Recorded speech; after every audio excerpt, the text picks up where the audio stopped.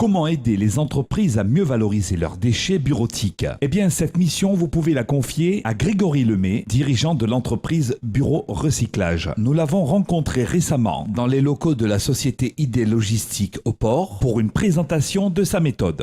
Le constat, il est très simple. Les entreprises réunionnaises, malheureusement, ne sont pas encore assez sensibilisées au recyclage.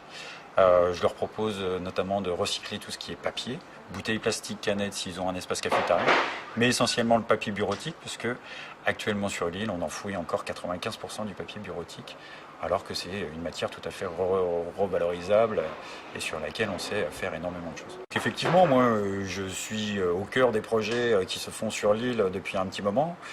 L'idée, c'était aussi de pouvoir apporter ma petite pierre. Et donc, je suis parti du constat que faire un tri à la source dans les bureaux réunionnais, je pense que c'est quelque chose à faire, notamment pour rebooster un petit peu le recyclage sur l'île. Je propose aux entreprises de s'équiper, on leur propose que chaque personne derrière un bureau soit équipée d'une corbeille individuelle, ce qui va lui permettre d'isoler le papier. Donc il ne mettra que du papier à l'intérieur de cette corbeille. Sa deuxième corbeille servira pour tout le reste. Nous mettons aussi à disposition des centralisateurs qui permettra d'y déverser régulièrement sa corbeille. Moi, je passe généralement une fois par mois ou une fois tous les 15 jours. Je collecte dans le centralisateur. Je fais du surtri puisque des erreurs de tri peuvent exister.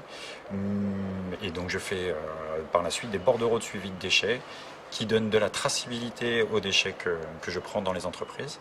Et les entreprises ont à la fin d'année des bilans annuels sur les quantités collectées et donc ils peuvent savoir exactement, notamment la première année, avoir un indicateur sur leur consommation de papier pour que peut-être les années suivantes, on essaye de réduire cet indicateur-là. L'encre est de moins en moins polluant, les encres sont de plus en plus végétales. On ne revalorise pas le papier, on ne retransforme pas le papier sur l'île.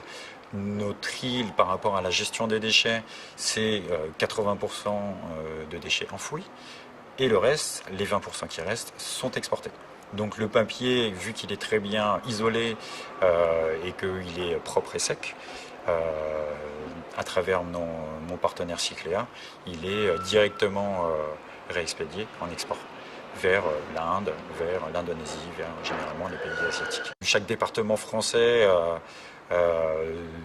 dispose de ce genre de service. Les derniers qui n'avaient pas ce genre de service étaient Mayotte, étaient la Guyane et était la Réunion. J'ai essayé plus particulièrement un peu plus de l'adapter au territoire réunionnais, donc mes centralisateurs sont faits sur le territoire. Les centralisateurs, les corbeilles individuelles sont faites directement sur place. Sont faites par deux sociétés, donc les Tidalon et tout ce qui est impression par Labopix. Effectivement, je rappelais en sensibilisation que le coût moyen à la tonne, du coût de traitement à la tonne à La Réunion est de 220 € environ, que mon système que j'ai mis en place avec mon partenaire Cycléa me coûte en coût de traitement 40 € la tonne. Donc vous imaginez qu'on est 5 à 6 fois moins cher en coût de traitement. Sachant que recycler permet 5 fois plus de création d'emplois que notre système de collecte actuel. Ce qu'il faut savoir, c'est que moi je paye pour que Cycléa me reprenne mes déchets. Je pense que c'est intéressant qu'on s'y mette, vraiment.